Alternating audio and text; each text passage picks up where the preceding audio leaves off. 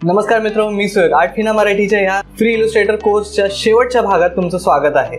तर हा आहे 7वा भाग। याच्या आधी 6व्या भागात आपण बघितलं ब्लीड आणि रूलर, त्यानंतर आपण बघितलं इमेज ट्रेस आणि शेवटी आपण बघितलं होतं पूर्ण एक प्रोजेक्ट, ते होतं ब्रोशरचं। त्यामध्ये आपण एक ब्रोशर बनवून बघितलं। तर या शेवटच्या भागात आपण बघणार आहोत एखादं आर्टवर्क जर तुम्ही इलस्ट्रेटर वरती बनवलंय आणि जर त्याला अजून एनहान्स करण्यासाठी, अजून काही गोष्टी करण्यासाठी जर त्याला फोटोशॉपची गरज आहे आणि ते फोटोशॉपवर घेऊन जायचं, तर ते कसं घ्यायचं हे आपण बघणार आहोत।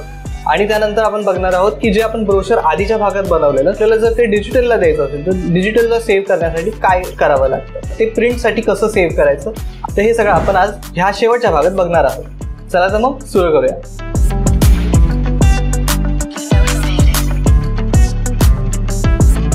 तर सगळ्यात आधी जर हे आपण आर्टवर्क गेल्या भागात बनवलं होतं, तर हेच जर समजा मला हे फोटोशॉपवरती घ्यायचं आहे आणि ह्याच्याच आजूबाजूने काही डिझाईन बनवायचं आहे किंवा एक इन्स्टाची स्टोरी बनवायची आहे असं समजा, आणि हे मला फोटोशॉपवर घेऊन जायचं आहे, तर ह्यासाठी करायचं आहे इथे ह्याला कॉपी आणि फोटोशॉपवरती येऊन पेस्ट करायचं आहे।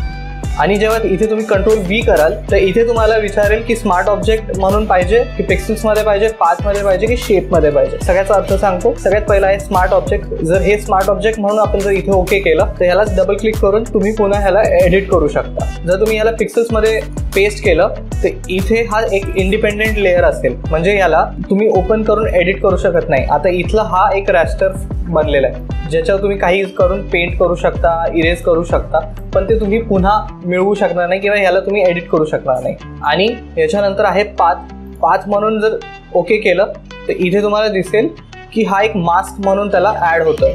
याच्यानंतर कंट्रोल V पुन्हा करतो आणि शेप जर केला तर हे वेगवेगळे शेप जसे असतात तसा हा एक आउटलाईन मध्ये शेप तयार झाला आणि तो शेप इथे ऍड झालाय। तर याचाही तसा जास्त कधी फायदा होत नाही, वेगवेगळे गोष्टी असतात तेव्हा हे कामाला येतं। आता सगळ्यात महत्त्वाचं जे आहे, जे आपल्याला लक्षात ठेवायचं ते आहे स्मार्ट ऑब्जेक्ट। स्मार्ट ऑब्जेक्ट करून आणि हे इथे जसं पाहिजे असं इथे तुम्ही पेस्ट केलं। आता इथे हा एक लेअर ऍड झालेला आहे, याला जर तुम्ही डबल क्लिक केलं तर इलस्ट्रेटर मध्ये याची एक वेगळी फाईल ओपन होते ज्याला तुम्ही एडिट करू शकता। आता समजा असं वाटतं की ह्याचे जे केस आहेत हे व्हाईट किंवा जे ब्लॅक पार्ट आहे शॅडो वाला तो पूर्ण ऍक्च्युअल ब्लॅक कलर मध्ये पाहिजे, जो इथे ब्राऊन आहे। तर ह्याला मी क्लिक केलं, कलर चेंज केला आणि सेव्ह केलं। जसं आपण फोटोशॉप मध्ये स्मार्ट ऑब्जेक्ट वापरतो तसंच इथे येऊन बघितलं तर तुम्हाला दिसेल फोटोशॉप वरती सुद्धा कलर चेंज झालेला आहे। सो हे असं लिंक्ड असतं। आता इलस्ट्रेटर मध्ये ही फाईल तुम्ही बंद केली तरी चालेल, इलस्ट्रेटर मध्ये काही सेव्ह करायची गरज नाहीये, कारण फोटोशॉप वरती तुम्ही स्मार्ट ऑब्जेक्ट म्हणून टाकलेले आहे। जेव्हा कधी तुम्हाला एडिट करायचंय इथे डबल क्लिक करायचं आणि तिकडे ते फाईल ओपन होईल। सेम हेच जेव्हा तुम्ही फ्रीपिक वरून किंवा दुसऱ्या कुठल्याही वेबसाईट वरून एखादं वेक्टर डाउनलोड करता तेव्हा जर तुम्हाला ते फोटोशॉप वरती घ्यायचं असेल तर हे सेम असंच करायचंय। एखादं डिझाईन तुम्ही इलस्ट्रेटर वरती बनवता जे फोटोशॉप वरती बनवू शकत नाही, ते तिथे बनवायचं आणि इकडे ते घ्यायचं आणि वापरायचं। आणि त्याला पुन्हा कसं एडिट करू शकतो हे सुद्धा मी तुम्हाला दाखवलेलं आहे। तर अशा प्रकारे आपण आता बघितलं की हे कसं आपण फोटोशॉप वरती घेऊ शकतो। तर ह्यानंतर आता आपण बघणार आहोत की हे फाईल्स किंवा आपण हे जे काही आता ह्या पूर्ण सिरीजमध्ये 7 भागांमध्ये जे काही शिकलो ते सगळं बनवून झाल्यावर सेव्ह कसं करायचं आणि सेव्ह करताना काय काय प्रकार असतात।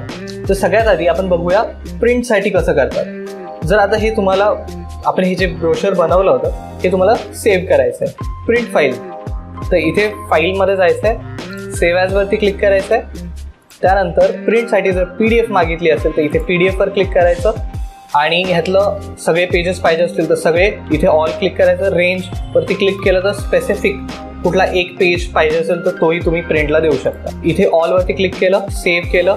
यानंतर तुम्हाला विचारेल की PDFचा प्रीसेट काय, high quality print, preserve Illustrator editing capability, हे जे ऑप्शन आहे हा तुम्ही जर ऑन ठेवला तर फाईल साईज थोडीशी वाढते, कारण त्याच्यात एडिटिंगची जी कॅपेबिलिटी असते ती ऑन ठेवलेली असते। तर हे जर मी ऑफ केलं तर फाईल साईज थोडीशी कमी होईल। त्यानंतर जर ह्याच्यात तुम्ही ब्लीडचा वापर केला असेल तर हे use document bleed setting on करायचंय। नंतर त्या ब्लीडमध्ये काय काय मार्क्स तुम्हाला पाहिजेत, तर ट्रिम मार्क तर आपल्याला लागतंच, रजिस्ट्रेशन मार्क जर तुम्हाला पाहिजे असेल तर, कलर बार असावेत आणि पेज इन्फॉर्मेशन याची काही गरज नाही आहे पण ठेवलं तरी चालेल। तर ते फाईलचं जे नाव आहे ते बाजूला प्रिंट होतं असं आहे ते।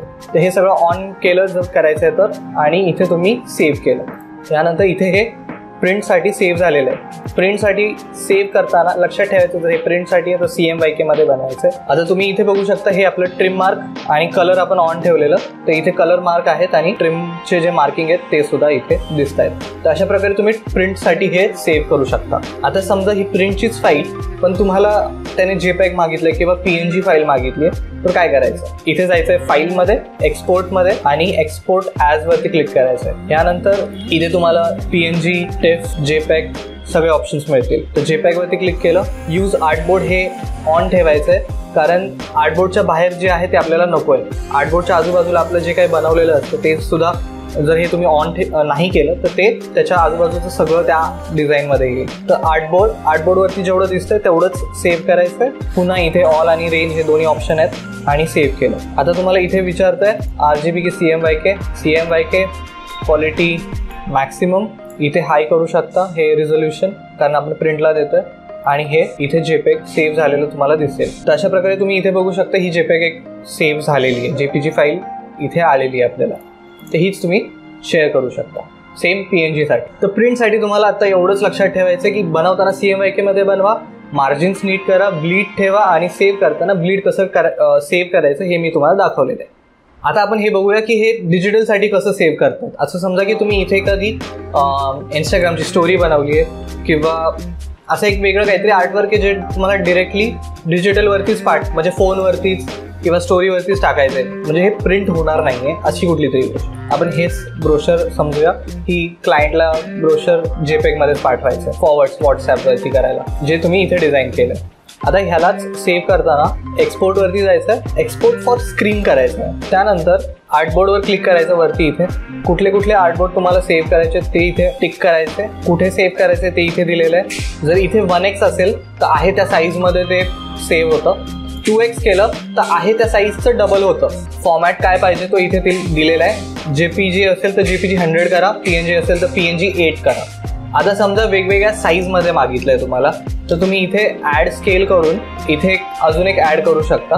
असं समजा तुम्हाला इथे सांगितलंय की ह्याचंच एक छोटं व्हर्जन सुद्धा पाहिजे जे JPEG फाईलमध्ये, तर इथे तुम्ही 1x करून इथे JPEG करू शकता. आता हे सफिक्स आहे, सफिक्स म्हणजे त्या फाईलच्या नावाच्या पुढे काय आलं पाहिजे हे आहे. तर इथे मी 2x करतो आणि इथे मी 1x करतो म्हणजे मला त्या फाईलच्या नावात 1x 2x लिहिलेलं दिसेल. प्रिफिक्स म्हणजे आधी, सफिक्स म्हणजे नंतर. तर इथे आता सफिक्स आहे, मी इथे टिक केलं, हे सगळं झालं. एक्सपोर्ट आर्टबोर्ड केलं आणि मी पुन्हा या फोल्डरमध्ये आलो.